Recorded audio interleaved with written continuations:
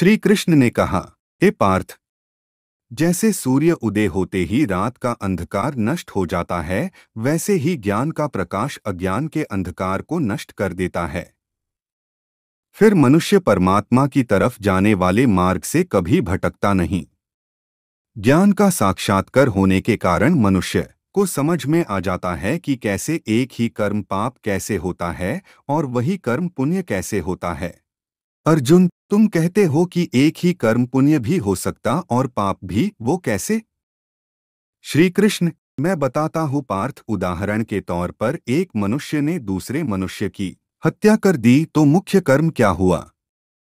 हत्या करना, परंतु यही कर्म पुण्य भी हो सकता है और पाप भी।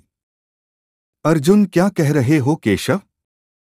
श्री कृष्ण, अर्जुन, मान लो एक मनुष्य किसी कमजोर बूढ़े मनुष्य का धन लूटने के लिए उसकी हत्या कर देता है, तो वह क्या हुआ?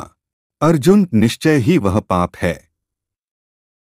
श्री कृष्ण, और यदि एक दुष्ट मनुष्य किसी अबला स्त्री के साथ जबरदस्ती बलात्कार करने का प्रयास कर रहा है, तो उस अबला की रक्षा के लिए यदि बलात्कार करने वाले की हत्या कर दी जाए तो वो क्या होगा? अर्जुन, यह तो स्पष्ट है कि किसी असहाय स्त्री की रक्षा करना पुण्य ही होगा। यह सुनकर श्री कृष्ण कहते हैं कि तुमने स्वयं ही अपने प्रश्न का उत्तर दे दिया पार्थ, क्योंकि कर्म तो वही रहा, किसी की हत्या करना, परंतु उस कर्म के पीछे भावना क्या है? मारने वाले की नियत क्या है? इसी के फर्क से एक ही कर्म पाप हो सकता है अथवा पुण्य। हे अर्जुन, अर्थात मनुष्य जिस भावना से अपना कर्म करता है, उसी के हिसाब वह पाप और पुण्य में बदलता है।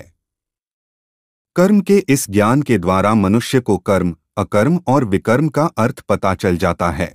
अर्जुन, कर्म, अकर्म और विकर्म, ये क्या होता है केशव? श्री कृष्ण, हे अर्जुन, अकर्म, जब मनुष्य निष्काम भाव बिना फल की इच्छा से कर्म करता है तो उस कर्म का फल उसे नहीं भोगना पड़ता है, इसलिए वह अकर्म हो जाता है। कर्म, कर्म उसे कहते हैं तो सकाम भाव से कर्म फल की इच्छा से किया जाता है। उसका फल कर्म के अनुसार अवश्य मिलता है।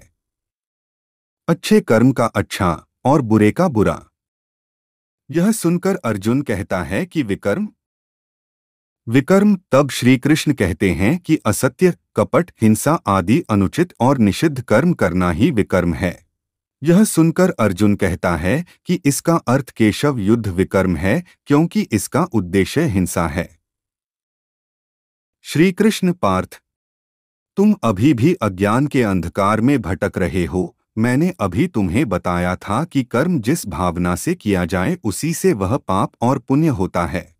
युद्ध यदि धर्म समझकर अधर्म का और अन्याय का नाश करने के लिए किया जाए तो उस युद्ध में मरने या मारने पर भी प्राणी को स्वर्ग की प्राप्त होती है, वीरगति प्राप्त होती है।